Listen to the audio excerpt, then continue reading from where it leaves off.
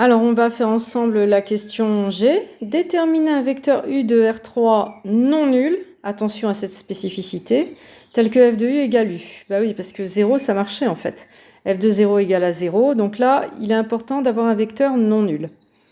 Première idée, puisque j'ai ici une formule pour f, eh bien, je cherche U en expansion x, y, z, et je résous f de x, y, z égale x, y, z en utilisant la formule. Moi, je vais vous montrer la méthode matricielle. Ça permettra de rappeler la correspondance, f de u égale u.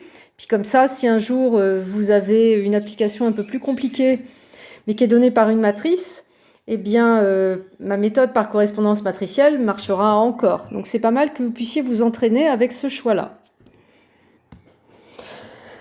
Alors, pour cette question G, il est important d'avoir U en expansion parce que sinon on ne va pas beaucoup avancer. J'ai rappelé pour moi c'est une analyse synthèse parce qu'en fait il n'est pas du tout évident qu'il existe U tel que f de U égale U. On prend une application F, rien ne dit qu'il existe. Donc pour moi ça va être de l'analyse synthèse, mais on peut le voir différemment. Donc j'ai rappelé ce qu'on cherchait, on cherche U non nul, f de U égale U. Alors, matriciellement, à quoi ça correspond? Comme on est dans les bases canoniques, c'est très facile à convertir. F de U égale U, eh bien, ça correspond à matrice de F, ici, dans la base canonique, fois, donc c'est comme si je remplaçais ici F par sa matrice, fois matrice de U dans la base E. Et là, évidemment, je fais bien correspondre les bases à la source. La base à la source de f doit être la base que j'utilise pour les coordonnées de u. Ici, il n'y en a qu'une, c'est canonique, c'est simple. Et donc, égale u, égale matrice de u dans la base E. Je fais vraiment une correspondance matricielle. Je remplace f par sa matrice. Je remplace le vecteur u à la source par sa matrice en faisant gaffe aux bases. Et je remplace u à l'arrivée par sa matrice en faisant gaffe aux bases. Et donc concrètement, ça donne juste ça, la matrice M fois x, y, z, je vous rappelle qu'on parle du produit matriciel ici, égale x, y, z. Donc vous faites votre produit ligne-colonne, ça fait 2x plus y moins 2z égale x. Produit ligne-colonne, ça fait y. Produit ligne-colonne, ça fait y.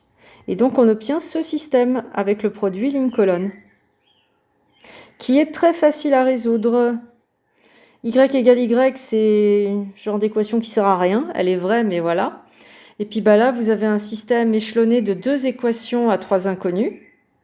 Donc en fait, Y, inconnu principal, s'écrit avec Z, l'inconnu secondaire. Et X, pareil. Inconnu principal, c'est moins Y plus 2Z, donc ça fait moins Z plus 2Z égale Z. Je viens d'écrire mes principales avec ma secondaire Z. Il y a donc une infinité de possibilités. Et en synthèse, eh bien, il suffit que vous choisissiez un vecteur.